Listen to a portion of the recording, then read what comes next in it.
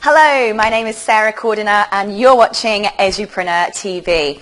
This is my tip of the day. So if you're an entrepreneur and you're looking to grow your business and get seen and heard by your audience, one of the things you need to do is to grow yourself a community and a following of your target audience and people that are interested in what it is that you do.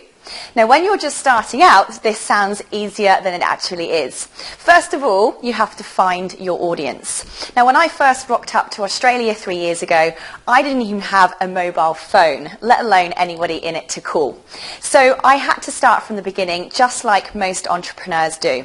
And one of the ways that I did this was by leveraging my social media accounts. Now, go to your Facebook newsfeed, and if you haven't got Facebook, go and get it, and you will find at the top a search bar. Now, go into that search bar and type in all of the words that are relevant to your target audience. So, for instance, I target entrepreneurs like yourselves. So, go into that search bar and I type in things like business, entrepreneur, CEO, my local city, in my case Perth entrepreneur, Perth business, and so on. If you have a dog grooming business, type in I heart dogs, dogs and cats love, things like that. And what will happen is you will be shown a list of Facebook groups. Now, some of them are public, which means anyone can view anything that happens in those groups. And some of them will be closed or private, which means you actually have to request to join the group, and the administrator or owner of that group will accept you or reject your application to join that group. But once you're in, essentially what you have is a trapped audience of your target customers who all hang out in one place. No more necessity for advertising and marketing to a mass group of people in the hope that some of your target audience might see it.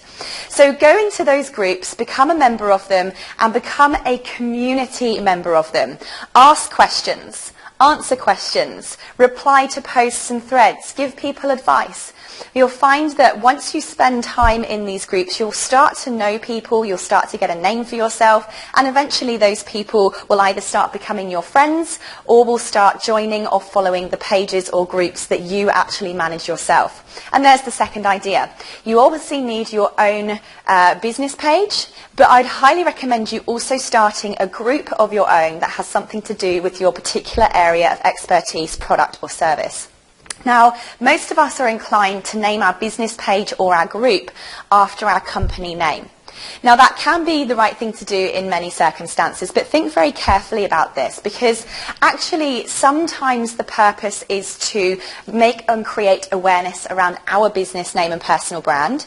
Other times it's actually simply to just draw our target audience in to one particular location. That is the primary focus in most instances. So don't call your, again, I'm going to go with the dog grooming example, don't call your Facebook group Sarah's Dog Grooming Company. Call it I Heart Dogs, because nobody cares about Sarah's dog grooming business. Nobody cares at all.